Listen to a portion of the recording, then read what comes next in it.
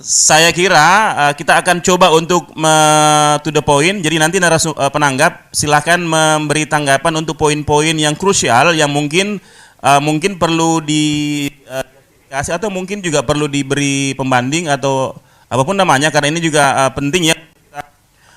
Tidak mengiyakan saja apapun yang dipaparkan, tapi mungkin ada perspektif lain begitu.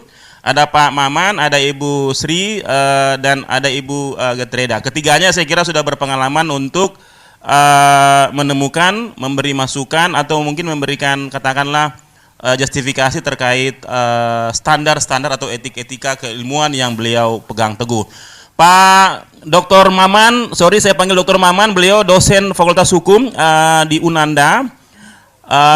Silakan Pak, apa yang kira-kira yang menjadi concern Bapak mengenai paparan tadi yang mungkin relevan atau mungkin masih perlu penambahan begitu, apalagi ini konteksnya konteks Teluk Bone, kawasan yang tidak mudah karena melibatkan banyak wilayah, banyak kepentingan, termasuk seksi seperti tambang dan bagaimana partisipasi masyarakat. Silakan Pak Maman. Ya, terima kasih banyak Pak Moderator. Saya pikir narasumber kita ini narasumber yang saya pikir sudah punya cukup pengalaman dan kapasitas yang luar biasa. Dan saya melihat bahwa memang apa yang terjadi di aktivitas yang terjadi di tingkat lokal ini memang punya pengaruh juga dari proses-proses globalisasi yang terjadi ya. Nah, proses globalisasi misalnya pada globalisasi ekonomi ini memang mempunyai dampak yang cukup besar, jadi bukan hanya di di dunia atau negara yang lain, tetapi memang di konteks Indonesia kita juga berdampak ya, apalagi terhadap kelestarian lingkungan dan masyarakat. Karena kalau kita melihat bahwa proses globalisasi ekonomi ini memang mempengaruhi adanya kebijakan di level nasional. Sudah dibahasakan tadi bahwa ada undang-undang cipta kerja yang kemudian ini memberikan ruang kepada investasi untuk mengupayakan terjadinya pertumbuhan ekonomi di negara kita. Nah, tetapi memang proses-proses globalisasi ekonomi ini kalau tidak dikuatkan struktur sosial masyarakat, maka ini juga akan berdampak yang lebih luas lagi terhadap proses-proses atau masalah-masalah yang akan terjadi di masyarakat, apalagi kita bicara konteks pelestarian Teluk Bone.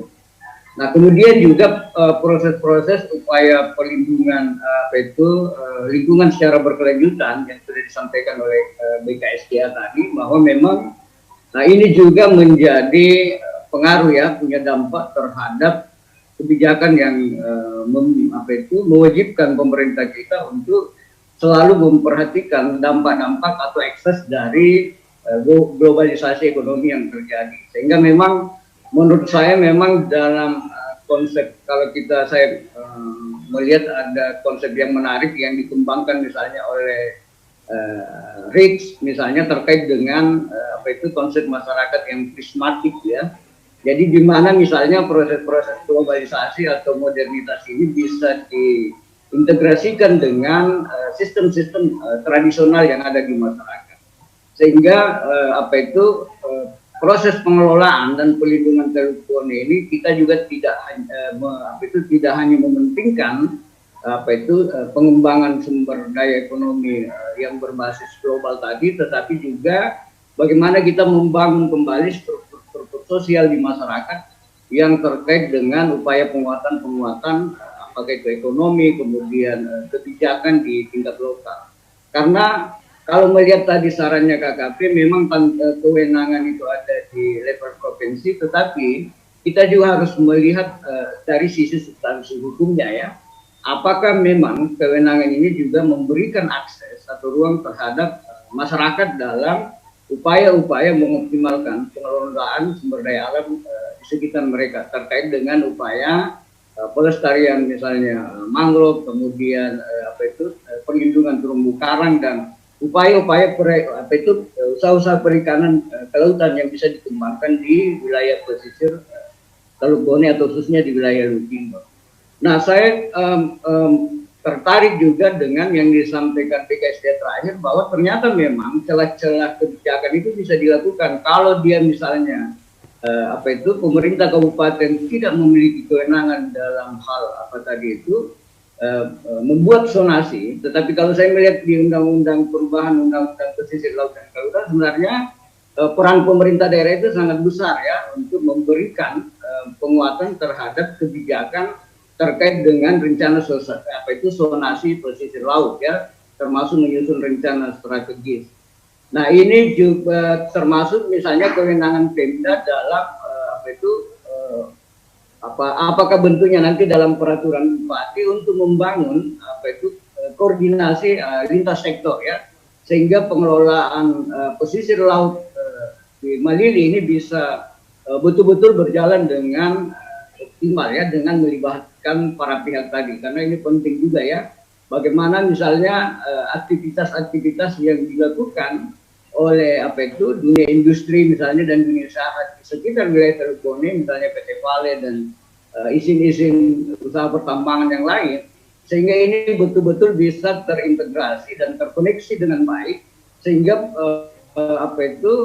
pencapaian cita-cita negara kita dan secara global itu bisa terpenuhi ya, bagaimana masyarakat bisa sejahtera, kemudian lingkungan laut kita juga bisa terlindungi. Dan saya pikir praktek-praktek yang sudah disampaikan tadi oleh teman-teman kita, saya pikir ini hal yang luar biasa, bagaimana mereka membangun struktur sosial ini menjadi salah satu instrumen untuk melindungi lingkungan dan bagaimana upaya-upaya peningkatan kesejahteraan masyarakat. Dan saya pikir kita tidak akan berhenti sampai di sini, mungkin akan ada aksi-aksi yang akan dilakukan secara bersama, dan ini memang harus membutuhkan kebijakan baik dari level pemerintah pusat, provinsi, kemudian di kabupaten. Dan menurut saya yang kadang terlupakan adalah bagaimana juga kita mengoptimalkan peran-peran pemerintahan desa, karena pemerintahan desa ini adalah satu unit sosial yang lebih dekat dengan sumber daya, dan itu bisa